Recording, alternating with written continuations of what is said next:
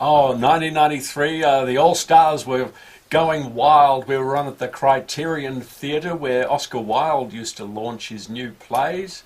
And it was right in the middle of Piccadilly Circus, and we were living on Piccadilly Circus, living the life. And one morning I woke up and the left side of my body had kind of locked up. It hadn't gone limp. It was just like, it was sort of like it was all cramped. And I thought, well, either I've had a stroke or this hangover is out of control. And it could have been either. But I thought it And might it wasn't even be. either. Yeah, it wasn't either. It turns out that it was MS, multiple sclerosis. It was a brain thing. My brain wasn't just talking to my left side, it was talking all the time and only saying one thing, which was go, go, go, go. So, what happened from there? Did that symptom diminish? Oh yeah, it went away, Dennis. And then you felt fine? And everything was fine, and then the touring went on, and we, kept going around the world and causing trouble and coming back to Australia, and but then it came back, and sure enough, 12 months later, it was all over the place. So I was really walking around like Lurch from the Addams Family. So what did that do then to you as a performer? I mean, you wouldn't have been, could you take bookings? Oh well, it came to the point where I had to say, look, I can't be in the Doug Anthony All-Stars anymore just because I can't physically, I can't jump, I can't walk, I can't do anything. So had to, basically close down the group and find something else to do. Whereupon, of course, my system just said, hey, I'm fine. But initially, you did a bloke thing. You didn't go in and see a doctor. Oh no, I mean, She'll be right, Jack. Well, I figured it'll be right, Jack.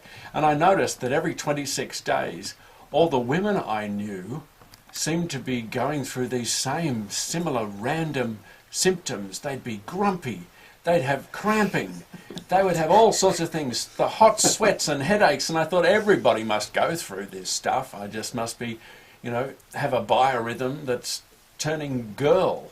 So I just ignored the problem because it kept coming and going, and it was always different. I think you've been affected by our previous segment. Right? Yeah. Oh my Lord. When you did speak to a doctor, what was that experience like?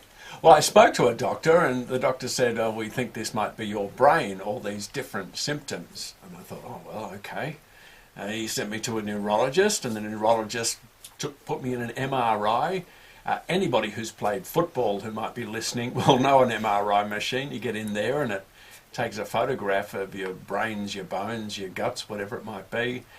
And then he pointed out these little white spots on my brain and said these are clusters of scars, and that's why occasionally your brain stops talking to the rest of your body. Have you at any point felt angry about it? No.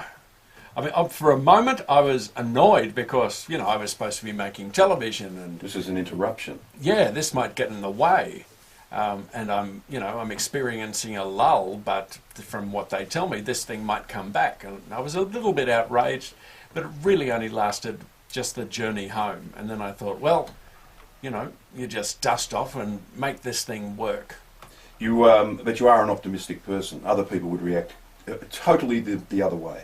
Oh, they might, but eventually, I mean, you can't be pessimistic for a long time, maybe for a day, maybe for a week, but eventually optimism is the only way to survive. I think it's the human system's way of protecting itself. You're teaching comedy. How do you teach comedy? Well, you wiggle your eyebrows a lot, Yep. and you speak in a very commanding, very serious tone. And that way people think, well, I don't know, he seems kind of serious apart from the eyebrows. But if you ask any of the funny people who come through this studio to talk to you, they'll all kind of, if you push them, admit that, yeah, there are things we do to make people spontaneously, involuntarily laugh. There are little tricks and principles. Sometimes it's just as simple as being sure that the punchline goes at the end.